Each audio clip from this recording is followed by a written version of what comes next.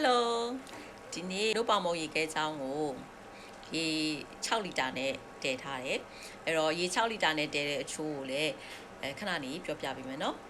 အဲ့တော့ဘာလို့လဲဆိုတော့ခါကြဒီနေ့ရေခဲချောင်းတွေကအကုန်ပြတော့မရှိတော့တဲ့ခါကြတော့တခါတည်းအပီးလုံးချင်တာမလို့ရေ6လီတာတည်လိုက်တယ်ပေါ့နော်ပုံမှန်ဆိုလို့ရှိရင်ကျွန်မ3လီတာခွဲလောက်ဆက်တဲ့အိုးလေးနဲ့ပဲတည်တာအခုတော့6လီတာ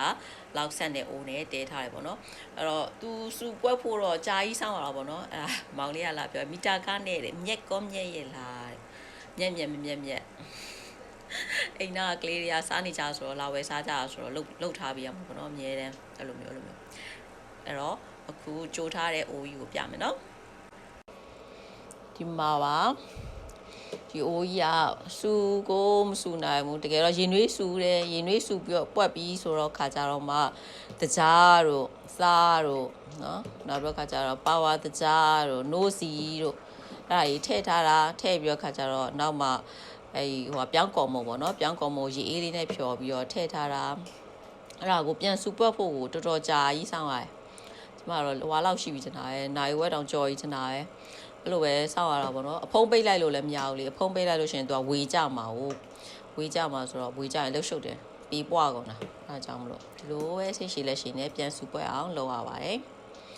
ဒါကရေ6လီတာပေါ့နော်ရေ6လီတာကြိုထားတယ်ကြိုတကြားကစိတ်သားမပြည့်ဘူး gram နဲ့ဆိုလို့ရှိရင်တော့330 gram လောက်ထည့်ထားတယ်တကြားကြံချိုလို့ခေါ်တဲ့ပေါ်ကတကြားကတော့ဒီမှာ12 gram ထည့်ထားတယ်သားက25 gram ထည့်ထားတယ်စီကတဘူးထည့်ထားတယ်ပြောင်းကောင်မုံကတော့50 gram ထည့်ထားတယ်ပေါ့နော်50 gram ကိုရေအေးလေးနဲ့ဖြော်ပြီးတော့မှထည့်ထားပါပေါ့နော်အဲ့တော့ပေါင်မုံကလည်းဈေးနဲ့တက်သွားပြီပေါ့နော်2000အရင်တော့2000ဝယ်ရတာအခု2300ဝယ်ရတယ်တက်ချင်တဲ့လောက်တက်ဒါကတော့ရေခဲချောင်းကတော့မြက်နေရပဲပေါ့နော်စီးပွားပြစ်မလို့ရင်မြက်နေရပဲ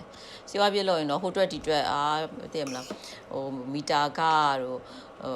အလုတ်သမားကတို့နောက်ရေခဲတက်တာဘိုးတို့အဲ့လိုမျိုးတွေရှောက်တွက်လို့ရှိရင်တော့အမြက်ကနေနေမှာပေါ့နော်အဲ့လိုတွေရှောက်မတက်ဘူးဆိုလို့ရှိရင်တော့မြက်တယ်အားကြောင့်မလို့ဈေးတွေဘယ်လောက်တက်ထုတ်ကို300နဲ့ပဲရောင်းတာနို့ပါမုတ်ထုတ်ကို300နဲ့ပဲရောင်းလို့ရနေသေးတဲ့အချိန်တွေပဲမြက်သေးရပေါ့နော်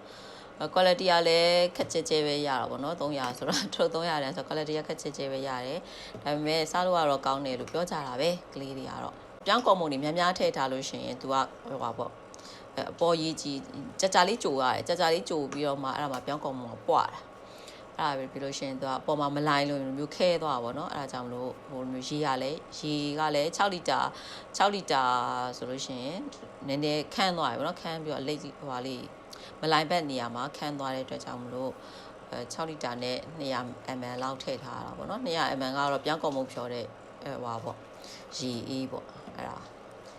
ကဲတော်တော်ကိုမစူပွက်သေးဘူးပေါ့နော်တအားစူပွက်တဲ့အချိန်ဒီစောင့်ကျင်တာအဲ့ဒါကြောင့်မလို့တည်လိုက်ပါအောင်မယ်